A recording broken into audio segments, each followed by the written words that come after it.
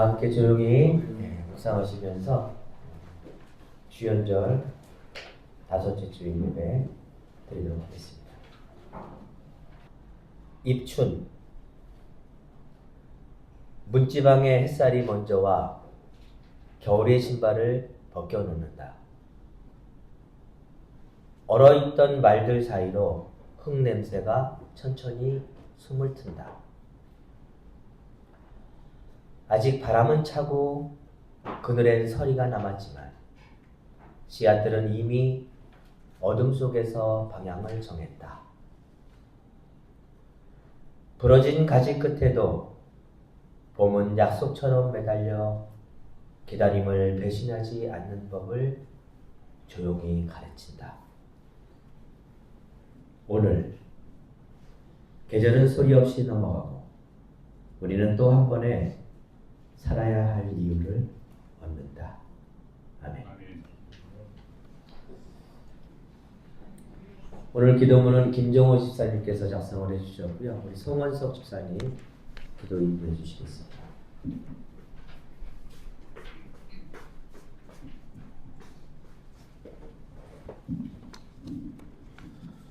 같이 기도하겠습니다.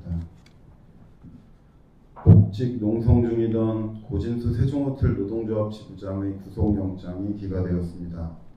하느님 감사합니다. 일찍이 한덕수, 박성재 등에게 청구됐던 구속영장을 법리 다툼의 여지가 있다. 도주 및 증거인멸의 염려가 없다라는 이유로 기각한 영장심사 판사들의 피의자들의 권리를 보호하려고 했던 눈물겨운 노고의 결과입니다. 내란 재판 지기현 판사가 보여준 모습도 감동적입니다. 비록 중한죄를 지은 범죄자라 할지라도 피의자의 호소를 끝까지 들어주고 때때로 사과까지 하는 판사를 우리가 언제 드러나 보았겠습니까? 인생의 막다른 곳에서 외치는 절절한 호소를 외면하지 않고 경청하고 품어주는 모습은 예수가 보여준 아빠 아버지의 모습입니다.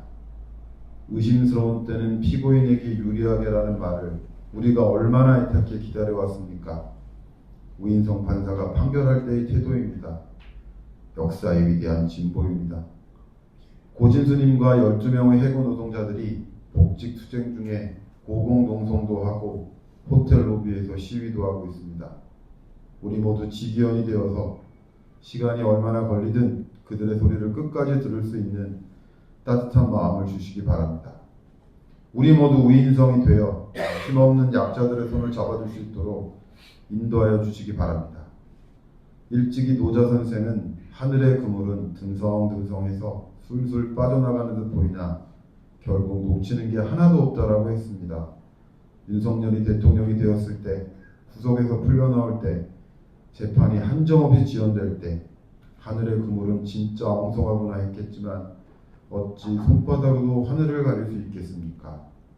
결국 성긴 그물에 다 걸릴 거라는 믿음을 놓치지 않게 우리를 붙들어 주시기 바랍니다. 길거리 사람들의 친구가 되시는 예수님의 이름으로 기도합니다. 아멘.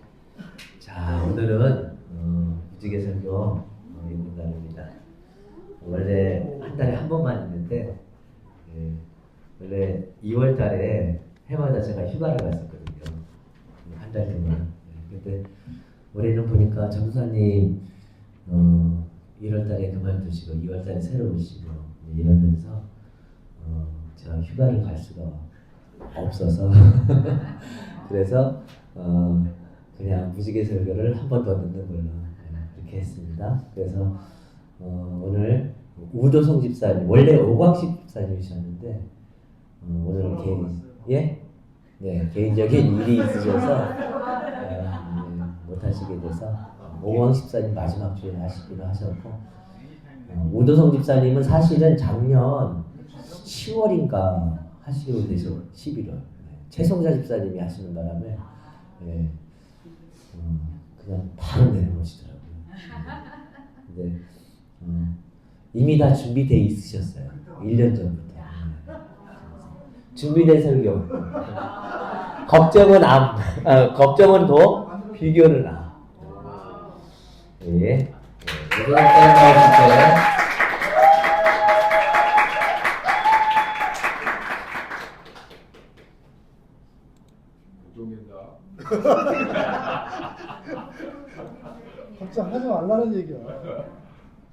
아니 막 너무 화로송이 커서. 안녕하세요.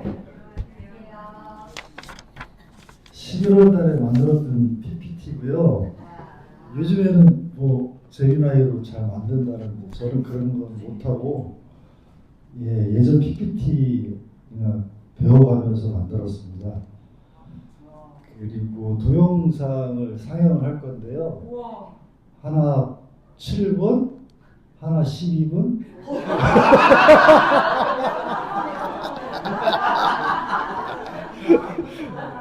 20분 동영상으로 끝내고 거의 한 10분 이야기하면 끝날 것 같아요. 그럼 이제 잠깐만요. 처음 볼 동영상 이 사람은 조남호예요. 저는 조남호를 잊을 수 없는데 어쨌든 이름이 같더라고요. 이 사람은 라이프 코드라는 그 이름의 동영상 회사를 지금 운영을 해요. 네이버 출신이라고 돼 있죠. 처음에 스터디 코드 설립을 했다는데 고등학생들이 어떻게 하면 공부를 잘할 수 있을까? 원리를 이제 가르쳐 주면 될 것 같다. 그래가지고 이 사람이 스터디 코드라는 걸 만들었대요. 그래가지고 그걸 좀 운영하다가 더 확장을 해가지고 어떻게 우리가 살아가는데 필요한 게 과연 뭔가, 본질이 뭔가 이런 것들에 대해서 이 사람이 계속 연구를 하고 공부를 해가지고 도식화를 해요. 무슨 어려운 철학 개념, 뭐 이렇게 제가 여기서 얘기한 자존감이라면 자존감에 대해서 도식화를 하고 또 뭐가 있을까요? 8단에 나오는 그런 뭐 이렇게 개념들을 그냥 말로 푸는 게 아니라 그림으로 설명을 해줘요. 그런 거를 많이 했고 뭐 이렇게 쭉 나오죠. 그 다음에 이제 대표 처음 우리나라의 철학기업이라는 그런 기업을 이 사람이 만들었어요. 그래서 대표를 하고 이 동영상도 공허의 시대라는 동영상 속에 있는 실천편 어떻게 하면 공허의 시대를 극복할 건가 이런 내용의 실천편이에요. 거기에서 이제 자존감에 대한 이야기를 하거든요. 근데 도식화가 있어서 제가 이해하는데 좀 쉬웠어요. 그래가지고 한번 보여드릴 건데 바로 동영상이네요. 어떻게 하는지 모르겠는데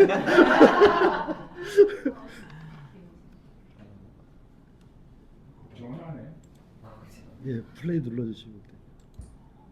자존감의 본질 또는 일단 볼게요. 나라는 거를 구성하는 본질에 대해서 알아야겠죠.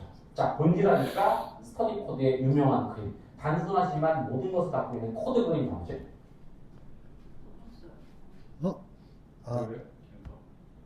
버퍼링이에요? 이름 걱정하는데. 안 돼.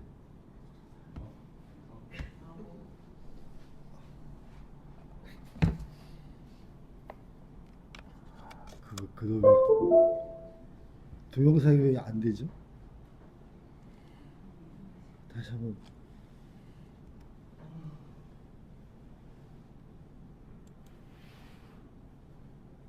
이거죠. 네. 자존감의 본질 또는 나라는 거를 구성하는 본질에 대해서 알아야겠죠. 자, 본질하니까 스터디 코드의 유명한 그림. 단순하지만 모든 것을 담고 있는 코드 그림이 나오죠. 그죠? 나는 이렇게 구성되어 있습니다. 가운데 있는 나의 본질은 여기 써 있죠? 취향, 호불호, 신념, 가치관이고요. 나를 구성하는 겉면에 뭐가 있느냐? 나의 경제력, 외모, 사회적 지위 그런 것들이 저 바깥쪽에 있습니다. 먼저 말할 거 흔히 말하는 자존감은 저 가운데 있는 속, 저 본질에 해당하는 겁니다. 겉에 있는 외모나 경제력 이런 것들은 내 자존감과 상관이 없어요. 에이, 뭐 이렇게 쉽게 얘기하세요. 제가 쉽게 얘기하겠습니까? 자존감의 아주 본질적 정의로부터 연결시켜볼게요. 자존감에 대해서 제일 많이 들은 말이 뭡니까? 나는 내가 어떻게 생겼든 내가 돈이 많든 적든 내가 머리가 좋든 안 좋든 키가 작든 크든 상관없이 그 자체로 소중하다는 감각이 있죠. 그래서 뭔지 아세요? 우열이 있는 부분이면 안 됩니다. 복잡하세요? 일단 키워드부터 다시 한번. 가운데 있는 부분이 자존감이고요. 겉은 우열감. 지금 뭐냐면 누가 더 위고 아래일 수밖에 없는 부분은 자존감이랑 연결되기 힘들어요. 다시 돈 있잖아요. 제가 재산이 1억이에요. 여기 오신 분이 10억이에요. 명확하게 저보다 10배 많잖아요. 근데 어떻게 있는 그 자체로 제가 나나 똑같이 소중해가 됩니까? 그런데 가운데 있는 부분은 뭐죠?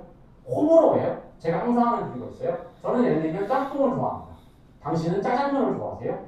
누가 더 우위에 있습니까? 저는 짬뽕을 좋아하기 때문에 열등한 사람입니까? 대답해보세요. 자, 제 신념 한번 얘기를 해볼까요? 제 가치관 얘기. 저는 세상에 있는 본질이 중요하다고 생각합니다. 그리고 본질을 손에 와닿게 코드로 만들어서 대중한테 전달하는 일이 값지다고 생각합니다. 자, 저는 열등합니까? 이 신념은 1등부터 10등 중에 몇 등 정도에 해당합니다. 무슨 얘기인지 아세요? 가치관이나 신념이나 호불호 취향은 우열을 가릴 수 없고 그냥 다 다른 영역입니다.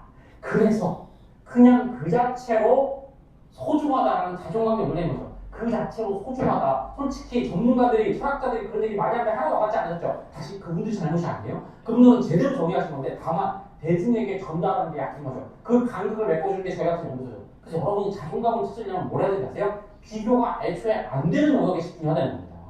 무슨 얘기 아세요? 옆집이랑 아파트 가격 평수를 비교하면서 내 자존감을 위해서야? 이건 어불성설이에요. 자존감의 정의와 정반대되는 게 하는 거예요. 다시 자존감과 비교는 이렇게 말하면 어떨까요? 반대말인 거예요. 나를 구성하는 요소 중에 비교되는 요소가 있어요? 네? 그걸 내 자존감을 채우기 위해서 끝도 없이 비교해요? 내가 옆에 있는 애보다 더 비싼 차를 타서 내 자존감을 채우려면 말이 잘못된 거라고요. 비교되는 걸로 내 자존감을 채울 수 없어요. 자존감을 뭘로 채워야 되는지 아세요? 비교가 안 되는 부분. 다시 저는 짬뽕을 좋아해요. 당신은 짜장을 좋아하죠? 아, 여기서 존중이 피어나는 거예요. 왜? 그건 내가 평가할 수가 없는 거야. 물론 대한민국 사람들은 대단하죠. 우열감에 쪄들어서 심지어 남의 취향과 신념도 평가하려고 하죠. 장현일 같은. 짜장면. 그렇게 하네요? 이렇게 표현하는 거예요. 하지만인가 어떻게 짜장을 좋아하셨거든요? 짜장은 설탕 덩어리, 해장국만 건강 드시고 더 쉽게 얘기할까요? 검은색에 저는 좋아해요. 당신은 흰색을 좋아해요. 뭐가 그거예요? 대한민국은 그것도 막 평가하려고 합니다. 또 아까 제가 가치관 신념 얘기했죠. 수많은 악플러들은 그것도 평가하려고 뭐가 본질이 뭐가 본질을 추구하는 것은 한명 없는 거라고요. 기독교가 우월해요? 불교가 우월해요? 그거 가지고 싸우니까 멍청한 종교전쟁이 탄생한 겁니다. 그냥 다른 거예요. 감히 얘기할게요. 종교인들 오셨는데 뭘 하는 게 아니고요. 아니 무조건 기독교가 옳지 부처는 하느니 그건 잘못된 생각이에요. 그냥 혼자서 예수님이 완벽하신 사상을 설파했다고 하면 그렇게 그냥 가지시면 돼요. 그 당신의 호고 당신의 신념인 거야. 네? 아랍이나 그 마오메를 좋아하는 사람은 그게 신념인 거야. 그거 가지고 싸우면 안 되는 거예요. 알겠습니까? 그러니까 모든 해결 안 되는 문제 있죠. 협상이 안 되는 문제 있죠. 그게 뭔지 아세요? 그냥 자존으로 인정해야 되는 부분 가지고 싸우니까 생기는 거예요. 특히 우리나라는 이 우열감이랑 자존감, 우열감이 자존감이라고 생각해서 끊임없이 자기 가치를 남을 까내죠. 까내지 않아야 되는 부분까지. 다시 나누는 겁니다. 나를 구성하는 부분 중에 비교가 되는 부분이 있어요. 우열감의 부분이에요. 겉을 구성하는 거예요. 그죠? 그건 자존감과 연결 안 됩니다. 내가 좋은 차를 타려는 이유는, 명품백을 두려는 이유는 내 자존감을 드높이기 위해서요. 아주 개념 없는 얘기입니다. 멍청하다는 얘기 아니고요. 본질이 뭔지 모르는 거예요. 저는 제 취향이 뭔지 찾고 있어요. 짬뽕이 좋은지 짜장이 좋은지. 왜 찾고 있어요? 제 자존감을 올리기 위해서요. 이게 맞는 거죠. 저는 제 인생에서 가장 소중한 것이 뭔지 제 신념을 찾아가고 있어요. 왜요? 제 자존감을 위해서. 그건 누가 뭐라고 해도 그냥 그 자체로 그냥 소중하다가 아니고요. 그냥 그 자체로 다른 거니까. 어쩌라고 하는 겁니까? 알겠죠? 다시 한국 사람들은 왜 이렇게 남과 비교할까요? 결국 전부 다 자존감을 높이려는 힘이 아닐까요? 아니에요. 잘못된 거예요. 개념을 바꾸면 삶이 바뀔 수 있어요. 여러분은 뭐라고요? 비교에서 벗어나는 이유. 벗어나야 되는 이유는 뭐라고요? 비교로는 절대 자존감이 안 채워지니까. 여러분이 자꾸 비교하고 했던 이유는 뭔지 아세요? 나의 가치를 확인하려고 했는데 그 가치 중에 자존감 영역을 확인이 안 돼요. 알겠습니까? 자, 그럼 뭐가 바뀐다? 우열감. 일단 저기 조그맣게 적혀있는 자신감 얘기하는 것 같아요. 저렇게 남과 비교되는 걸로 채워지는 게 자신감이 있긴 해요. 자신감은 이것도 학자마다 다르지만 굳이 정의하면 아까 말한 자존감은 남과 비교할 수 없는 고유한 능력이고요. 자신감은 자기 효능감, 어쨌든 내가 좀 능력이 있구나. 여기에서 남과 비교가 있다고 보는 게 사실 잘못된 정의예요. 자신감도 상대평가적이고 절대평가 무슨 얘기냐면 공부에 대한 쉬워요. 내가 우리 반에서 몇 등이야? 15등. 아이 바보 같아. 사실 정확하게 이건 자신감이 아니고 우열감이에요. 자신감은 오직 나로서 평가하는 거예요. 나 지난번에 15등이었는데 이번에 10등이었네. 그러니까 등수도 쉬워요. 나 지난번에 60점이었는데 이번에 80점을 맞았네. 20점이 발전했네. 나는 노력하면 할 수 있는 사람이다. 아, 내가 아무리 노력해도 안 됐는데 옛날 스터디 코드가 많이 했던 얘기죠. 수학의 본질이 정확하게 뭔지 알고 했더니 이번에 99점을 맞았어. 나는 바보가 아니구나. 방법을 몰랐을 뿐 알면 되는 사람이구나. 그러니까 남과 비교가 아니라 오직 내가 나의 능력에 대해서 하는 게 진짜 자신감인 거예요. 알겠어요? 외모, 내가 열심히 운동했더니 살이 빠지는구나. 괜찮아 보인다. 건강해진 이 느낌 좋다. 나 혼자. 쟤보다는 내가 아직 허리살이 더 있네. 쟤보다는 내가 코가 난다가 아니라 혼자서 거울 보고 내가 나한테 하는 거. 이거예요. 알겠죠? 이게 원민을 말하는 자신감이지. 그러니까 자존 자신 다 뭐에 대한 얘기예요. 오직 나에 대한 얘기인 거죠. 여하튼 네, 끝났습니다. 첫 번째. 짬짬이 놓고 와요.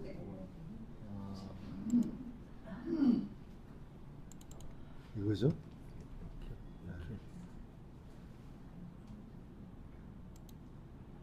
이제 정리를 한 건데요. 이거를 이제 제 나름대로 이렇게 해보면 제 경험을 이제 여기서 얘기를 하는데 좀 더 잘생겼으면, 좀 더 피부가 좋았으면, 좀 더 부자였으면, 고등학교 때 과외를 했다면, 입사를 현대에 했다면 어떻게 됐을까? 이런 것들에 대한 이렇게 후회 아니면 무슨 면 이런 것들로 좀 자존감이 많이 상하는 경우가 있었어요. 지금도 잘생기셨어요. 아, 그래요? 동력의 3대 미남이십니다. 아, 고맙습니다. 근데 고등학교 때 저는 학교 때 공부는 잘했어요. 그래서 우월감, 남들 애들보다 내가 좀 괜찮다 이런 생각을 했어요. 근데 축구를 하면 항상 내가 이길 수 없는 애들이 있었어요. 걔들은 진짜 축구를 잘했고 시합을 하면은 우리 팀이 맨날 지고 이랬었어요. 이랬을 때는 나는 또 열등감을 느꼈어요. 축구를 가지고 비교를 하면은 나는 열등감을 느낄 수밖에 없었어요. 그래서 아, 이건 뭔가 항상 고민이었기 때문에 저는 이제 이거에 대해서 좀 생각을 많이 했었고요. 그래서 아까 얘기한 거를 다시 한번 정리를 하면 우리는 항상 사회적 지위, 돈, 직업, 외모 이런 것들에 대해서 굉장히 자기가 민감하죠. 비교를 하고 이게 본인인 것처럼 생각을 하고 나는 이것이야. 나의 직업, 나의 사회적 지위, 내가 가진 재산이 나야. 동일시를 하죠. 근데 사실 이거는 내가 아니고 어떻게 주어진 거일 수가 있는 거죠. 진짜 나는 가치관, 신정, 호불호, 취향, 아까 얘기한 그런 자존감 영역이 진짜 나인 거다. 그런 것들에 대해서 저는 이분의 이 설명을 들으면서 확신을 갖게 됐어요. 그래서 이 외부에 있는 사회적 지위, 직업 또는 외모에 대해서 비교를 하고 열등감을 가질 필요가 없구나. 이거는 중요한 나가 아니다. 내부에 있는 것이 진정한 나인 것 같다. 이런 거를 확신을 하게 됐어요. 그래서 동영상을 틀어줬고요.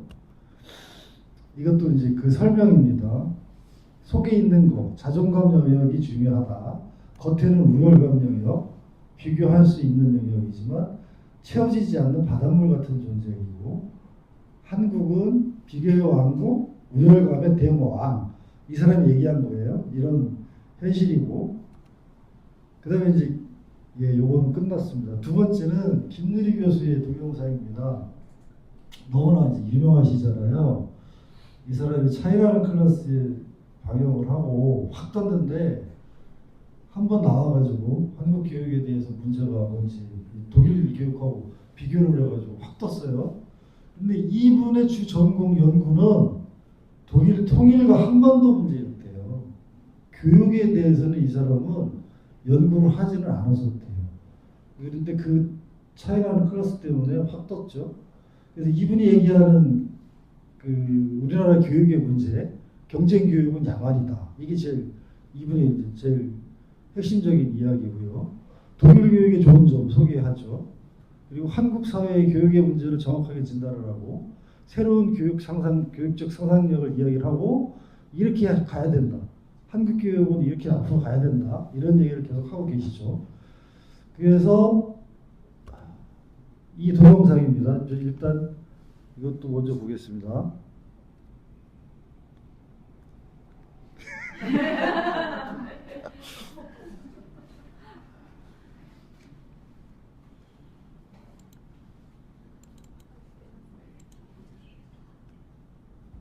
내가 불행한 것은 내가 공부 안 해서, 내가 서울에 못 가서. 한국인들은 자신의 불행의 원인을 자신의 찾도록 10년 내내 교육하죠. 스스로 알아서 착취해요.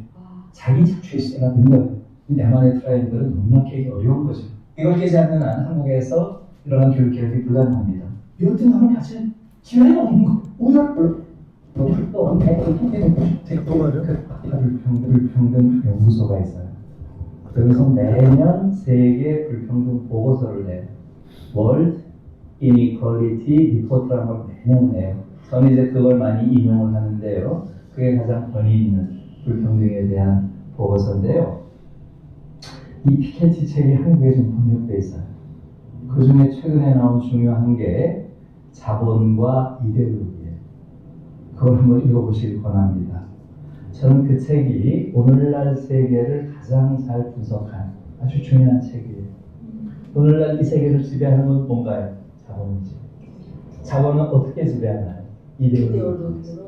그렇게 지배하는 그 관계를 굉장히 잘 썼어요. 전 세계 많은 사례들을 가지고 분석을 하고 있는데 놀라운 분석이에요.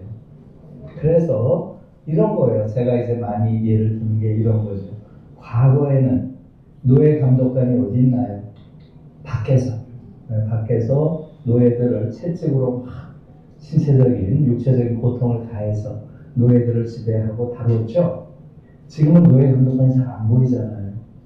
왜 안 보일까요? 없어서 그럴까요? 아니에요. 지금은 노예 감독관이 이 안에 들어와 있어요.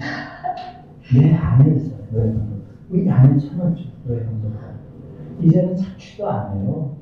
스스로 알아서 착취해요. 자기 착취의 시대가 된 거예요. 지금 한국인들은 제가 아는 한 지구상에서 가장 자기 착취가 심한 국민이에요.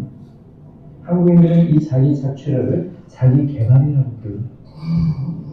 무서운 나라예요. 끊임없이 자기 착취를 해요. 이것이 가져오는 효과를 생각할 필요가 있어요. 착취의 경우에는 착취가 심해지면 착취 당하는 자의 내면에 뭐가 생기겠어요? 착취가 심해지면 네? 자기 내면에 저항의식이 생기겠죠? 이 저항의식이 쌓여서 폭발하면 이게 혁명이에요. 그러면 대망이 되는 거예요. 그런데 자기 착취는 어떻게 되겠어요?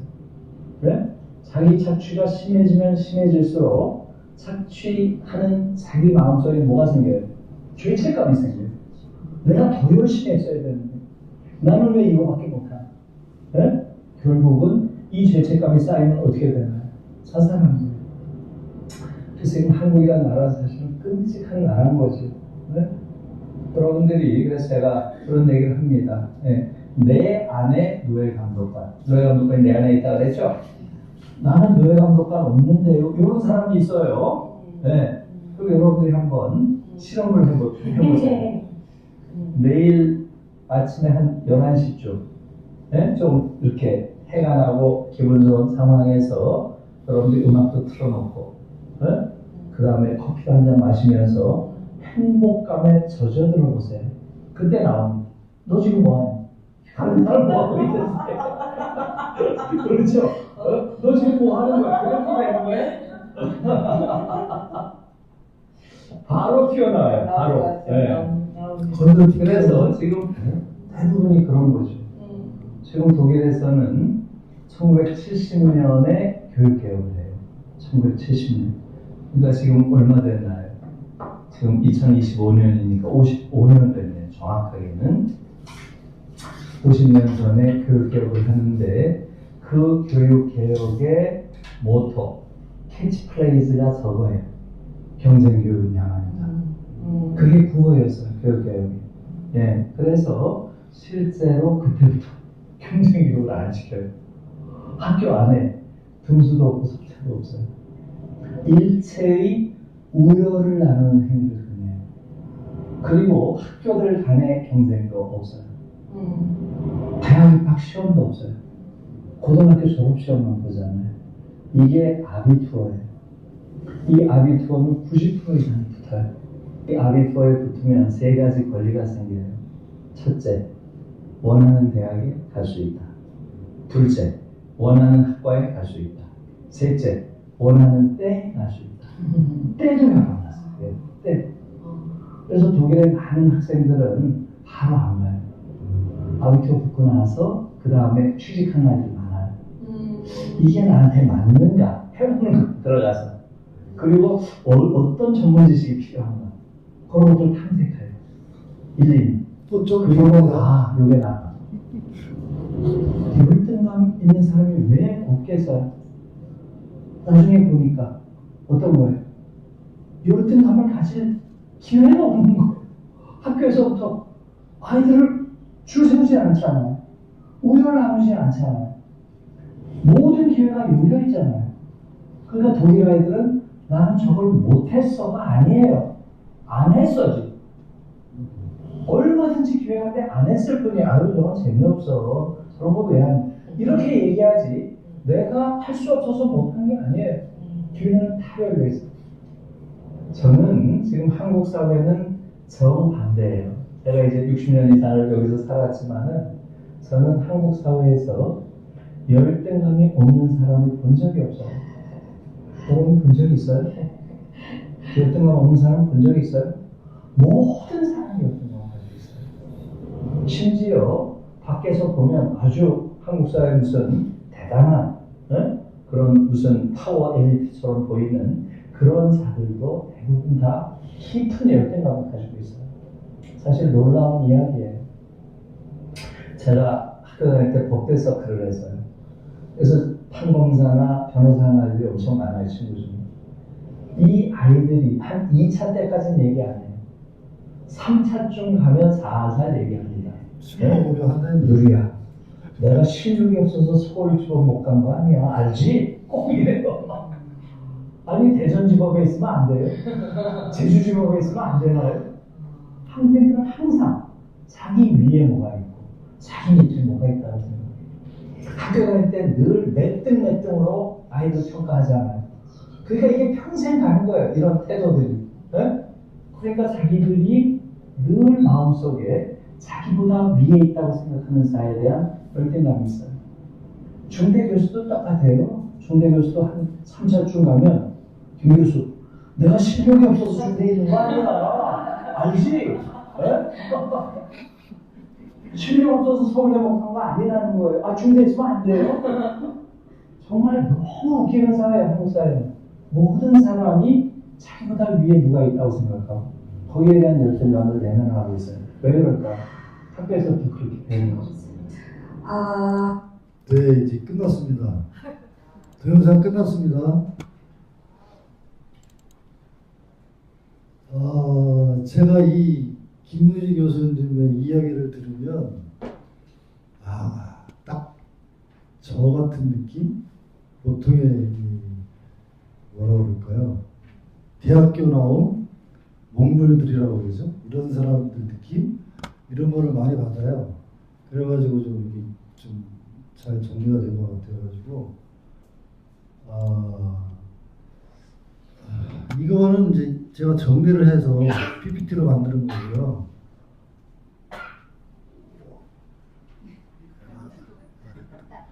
토마 피케티 자본과 이데올로기라는 거기에 이제 나왔던 얘기고요. 그리고 이 동영상에서 한 얘기인데 이 김누리 교수가 정치 투쟁의 최전선은 내 안에 있다. 그러니까 이제 본인부터 마음가짐 아니면 뭐 태도 이런 것들부터의 출발선이 정치 투쟁이다. 이런 생각이 들었었어요. 그래서 중요한 건 나의 태도, 나의 입장 이런 건가 보다. 이게 기본이고 출발인가 보다. 이런 생각이 들었었고요. 독일 얘기했고요. 여기서 이제 학생 이야기가 빠졌는데 건너뛰었네요. 제가 2년 동안 얘가 학교를 안 가고 직업을 탐색을 해요. 그래가지고 뭐를 했냐 하면 밴드를 해요. 밴드를 해가지고 얘가 2년 동안 애들하고 막 신나게 놀다가 악기를 만들어야 되겠다. 밴드를 하는데 이 좋은 악기가 필요하겠네. 그래가지고 그런 학과를 간대요. 자기가 좋아하는 학과를 가니까 잘 안 되네. 시키지 않아도 막 한대. 이게 이제 독일의 대학생들이다. 이런 얘기고 우리는 이런 게 절대로 허용이 안 되잖아요. 2년 놀겠다 하면은 난리 나죠. 그 다음에 이제 그 변호사, 판사, 학교 교수 이런 얘기를 했어요. 그런데 이 사람들은 항상 자기보다 위에 있는 여기가 아닌 그 기준이 항상 위에 있는 사람들이 있더라. 비교를 그렇게 하더라. 딱 이게 이제 저 같은 대학교 나온 먹물들 이런 사람들의 그런 생태인 것 같아요. 이제 그 두 가지 동영상을 이제 끝내고 좀 이렇게 확 바뀌어가지고 이 샬롬의직이라는 걸로 제가 이거를 했는데 그 두 개의 동영상하고는 좀 연결은 안 되지만 제가 그동안 이제 건 4년 가까이 이 노무사를 하면서 했던 활동이죠. 그리고 어떻게 이 방향을 잡을 거에 대한 활동에 대한 이야기인데요. 이 샬롬의 집은 대한성공회에서 운영하는 파주교회, 파주에 있거든요. 대한성공회 파주교회에서 운영하는 외국인 노동자 지원 센터 이거예요. 여기는 외국인 노동자를 위한 노동상담, 한국어교육, 통역, 단체, 단합 프로그램, 체육대회 같은 걸 해요. 그래서 이런 게 고양시에도 있었으면 하는데 제가 막 이제 전화를 돌려봤었어요. 그리고 나름대로 막 이렇게 찾아봤는데 확실하게 이런 성격의 지원센터는 없었어요. 고양시에 이제 고양노동권익센터라고 시청에서 위탁을 준 그리고 지금 한국노총에서 운영하는 걸로 알고 있고요. 이게 있고 고양 이민자 통합센터라고 법무부에서 운영하는 외국인 노동자를 지원한다는 그런 건데 이게 이민자인데 어떻게 외국인 노동자를 지원하지? 이것도 좀 아닌 것 같아요. 그래서 성격이 이렇게 샬롬의 집 같은 게 없어요. 고양시에. 그래가지고 제가 만들었어요. 고양시 외국인 노동자 지원센터라는 걸 이름을 줘가지고 제가 만들었어요. 혼자.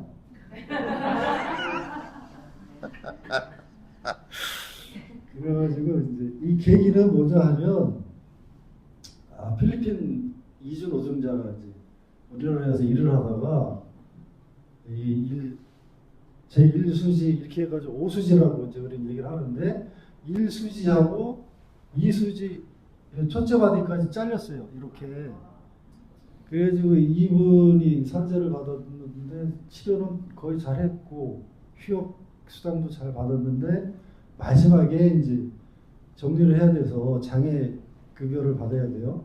그래서 이 등급을 받아가지고 최종 정리를 했는데 8급 받고 일시금으로 4,500만 원을 받았어요. 그러면 이분은 이주 노동자를 3년 처음에 이제 허가를 받아서 들어와서 연장을 하면 2년을 더해서 5년까지 보통 있는데 이분이 1년 좀 지나서 이걸 당했어요. 그래서 계속 여기서 자기는 일을 해야 된다. 3년은 채우고 가야 되겠다 그래가지고 지금 알아보고 직장을 알아보는데 두 군데인가를 취직을 했어요. 그런데 어마어마하게 일을 많이 시킨대. 자기가 버틸 수가 없어가지고 나왔다. 뭐 이런 얘기를 하는데 이 소리 불편하니까 더 힘든 것 같아요. 그래서 두 번인가 나왔다고 그러더라고요. 그래서 지금은 어떻게 됐는지 잘 모르겠습니다. 하여튼 그 사건을 접하면서 외국인 노동자에 대한 지원이 좀 필요하다. 근데 고양시에는 딱 들어맞는 그런 성격의 지원센터가 없다. 이런 생각이 들었었어요. 그래서 뭐 한번 제가 이름을 적고 홍보를 해보겠다고 혼자 그러고 있습니다. 그리고 이제 그 밑에 있는 노동인권 실현을 위한 노무사 모임이라고 줄여서 노노모라고 이제 우리는 얘기를 하는데요. 이 단체는 가입 조건이 사용자의 사건은 수임하지 못하는 조건이 있어요. 노동자 쪽만 사건을 수임해야 되고 일을 해야 돼요. 그게 이제 가입 전제 조건이 그렇게 돼 있어요. 그래서 이제 거기 제가 가입을 하면서 잠재 고객의 반을 이르는 거죠. 사장님 쪽은 이제 일을 못하고 이쪽 노동자 쪽 일만 해야 되는 조건이기 때문에 그렇게 됐고 이제 이쪽에서 일하는 노무사들은 민주노총 법률원 이 단체에서 엄청 많아요. 한국노총에서 하는 단체에서 아니면 지금 얘기한 노동권익센터 같은 그 시청에서 하는 거를 위탁받아서 하는 데 있는 노무사들. 그래서 사용자 쪽 일은 안 해도 상관이 없는 그런 이제 노무사들이 주로 많이 있어요. 그래서 그분들이 활동을 하고 있어요. 이게 제가 집에서는 이걸 가지고 링크를 걸어가지고 이 홈페이지까지 열렸었는데 한번 해볼게요.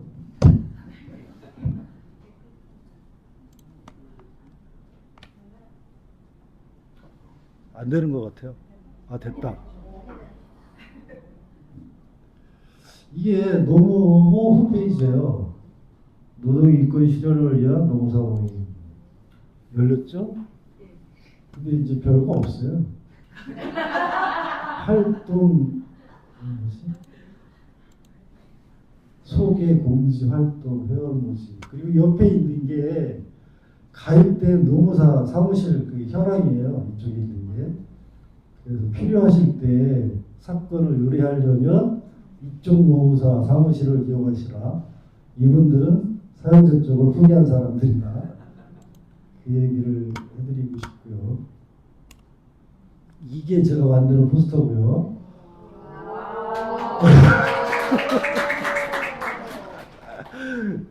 예, 고양시에서 일하는 외국인 노동자들의 임금체불, 산업재해 부담 예고, 사업장 변경, 비자 업무 등의 상담을 하고 있습니다. 무료 상담, 무료 수행 이게 중요합니다. 2,000장을 만들었는데 뿌릴 데가 없어가지고 뒤에 한 100여 장 갖다 놨어요. 그래서 필요하시면 예 가져가셔가지고 홍보 좀 해주시고요. 외국인 노동자 단체한테 많이 해주시고 무료 상담, 무료 수행. 내국인은 10인 이하 그리고 300만 원 이하 월급을 받으시는 분 이런 분들은 해줄 수 있다. 그 300만 원 이하는 뭐냐면 제가 경기도 지방노동위원회 국선노무사 이걸로 일을 해가지고 거기에서 이제 국선노무사를 사용할 수 있는 의뢰를 할 수 있는 조건이 월급이 300만 원 이하의 노동자예요. 그래서 그걸 비슷하게 한 거니까 300만 원 이하에 일하시는 분은 무료로 할 수 있다. 이게 제 생각입니다. 그리고 이 얘기를 하면서 이제 끝내야죠.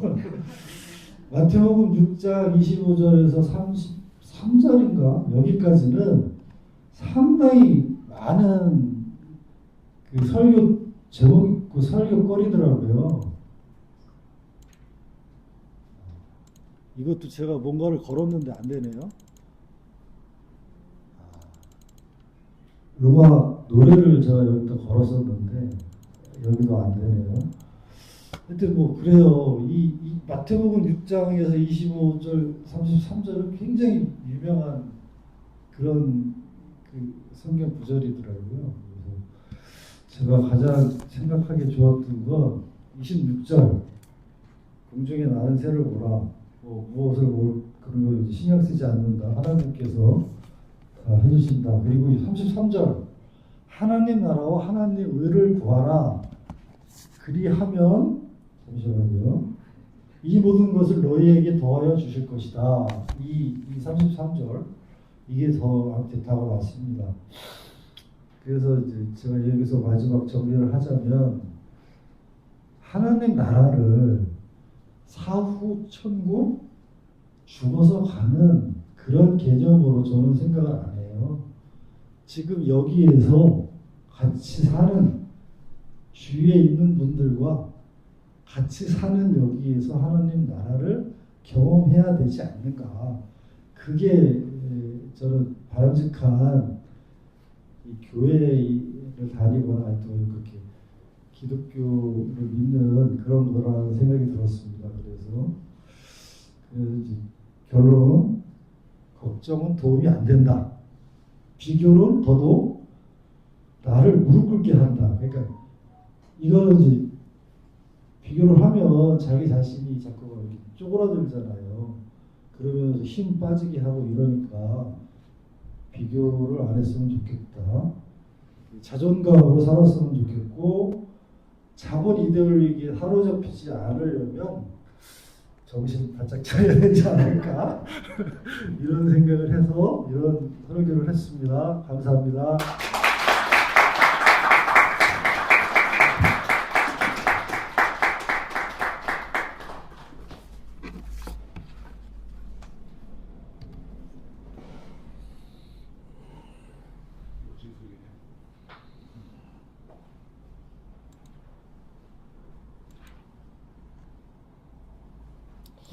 오늘 문도성 집사님 주신 말씀 생각하시면서 잠시 침묵하도록 하겠습니다.